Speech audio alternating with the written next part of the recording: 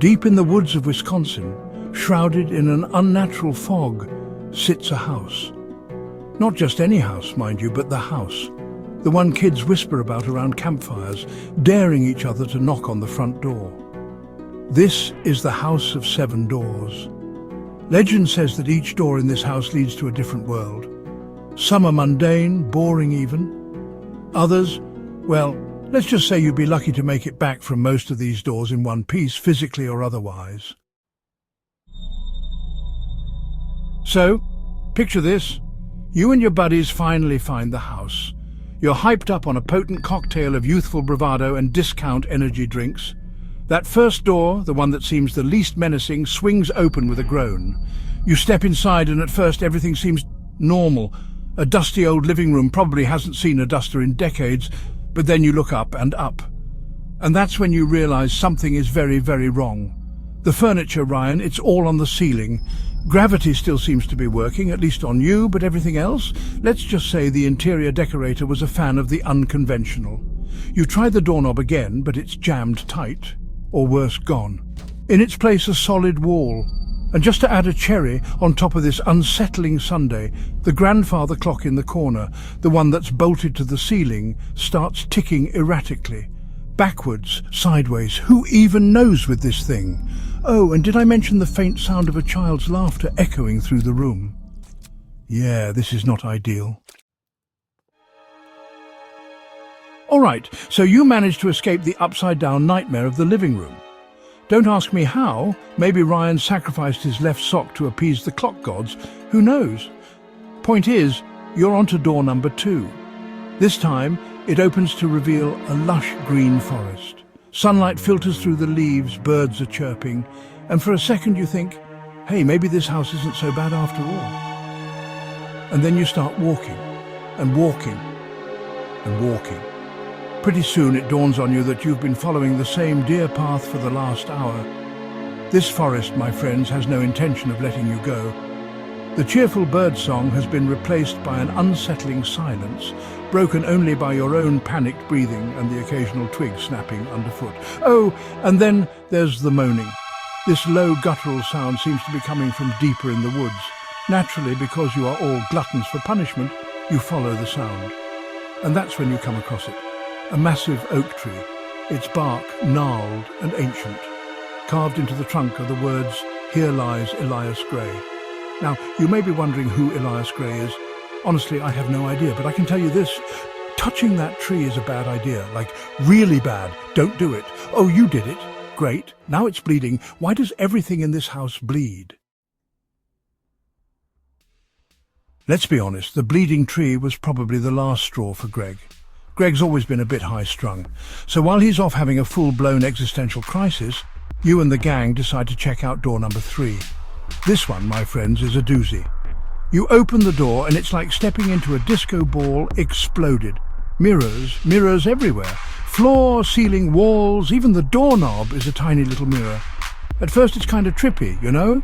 You're making funny faces, checking yourself out from all angles. But then you notice something weird. Your reflection, it's not quite right. It's like it's a beat behind your movements, or maybe a beat ahead, it's hard to tell. And then it winks. Now, I don't know about you, but I'm pretty sure I've never winked with both eyes at the same time. This is getting weird. You try to leave, but surprise, the door is gone. And the reflections? They're not mimicking you anymore. They're doing their own thing. And it's creepy. Chapter 4, the 4th door, the dark room. Okay, so maybe the mirror room was a bit much. Who needs to confront their deepest insecurities reflected back at them anyway? Time for door number 4. You take a deep breath, brace yourself for whatever fresh hell awaits and step inside. And it's dark. Pitch black. Can't see your hand in front of your face. Kind of dark. Naturally someone, probably Steve, he's always been a little clumsy, trips over something. There's a loud thump, followed by a string of curses that would make a sailor blush. You fumble for your phone, the weak beam of your flashlight cutting through the darkness, and that's when you hear it. A whisper, close to your ear, behind you. You spin around, heart pounding, but there's nothing there. Just more darkness. You tell yourself it's just your imagination, the house messing with you, but then someone else gasps. I felt it. Something touched me. The flashlight beam sweeps across the room, revealing nothing but dust and shadows. The air grows thick with fear, every creak of the house, every rustle in the walls, sending shivers down your spine. And then the lights flicker on. In the corner, partially obscured by shadows, stands a tall, shadowy figure. It doesn't move, but its eyes, two glowing embers in the darkness, seem to follow your every move. Chapter 5. By this point, you're probably thinking, "Hey Shane, maybe it's time to cut your losses and get out of this house." And to that I say, you're no fun. Door number 5 awaits, and it's not going to explore itself. This room is like walking into a rave thrown by a unicorn on acid. Lights of every colour imaginable swirl and dance around the room, forming shapes and patterns that defy logic and good taste. It's mesmerising, hypnotic even. You could stand here for hours, just watching the light show. But then, the lights start moving towards you. They swirl faster, brighter, forming humanoid shapes that reach out with glowing tendrils of light. They're not menacing. Not exactly, but there's something about their silent, insistent approach that sends a chill down your spine. You try to back away, but the lights are everywhere. They form a swirling wall of light, blocking your exit. You're trapped, surrounded by these strange, beautiful, and utterly terrifying beings of pure energy. Chapter 6. After the sensory overload of the light room, the 6th door offers a stark contrast. You step inside, and the first thing you notice is the silence. Not just any silence, but a heavy, oppressive silence that seems to crush the air out of your lungs. It's like the whole world is holding its breath, waiting for something terrible to happen.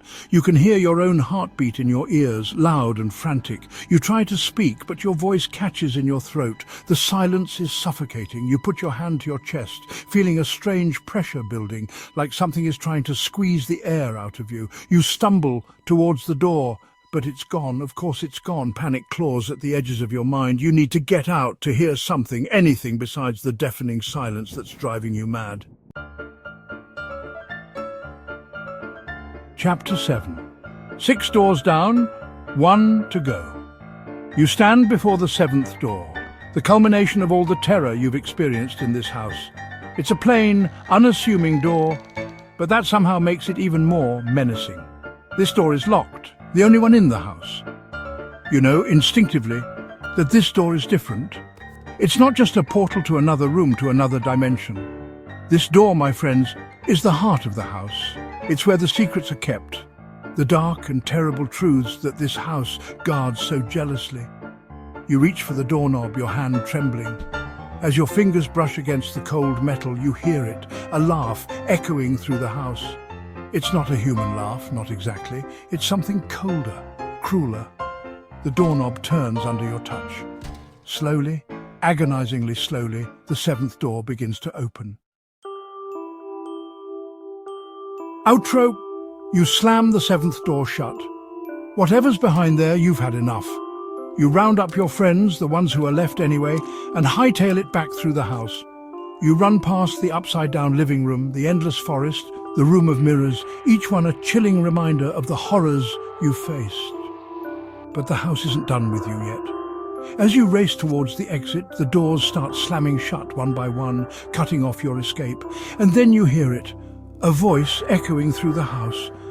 Why are you leaving? The game isn't over yet. You find a window, a small, dusty thing hidden behind a heavy curtain. It's your only chance. You scramble through, cutting yourself on the broken glass. But you're out. You run, not stopping until you reach the safety of the woods.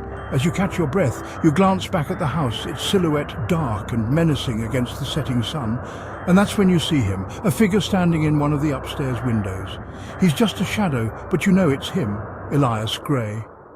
He raises a hand in a slow, mocking wave, a sinister smile playing on his lips. The game isn't over. It's just beginning.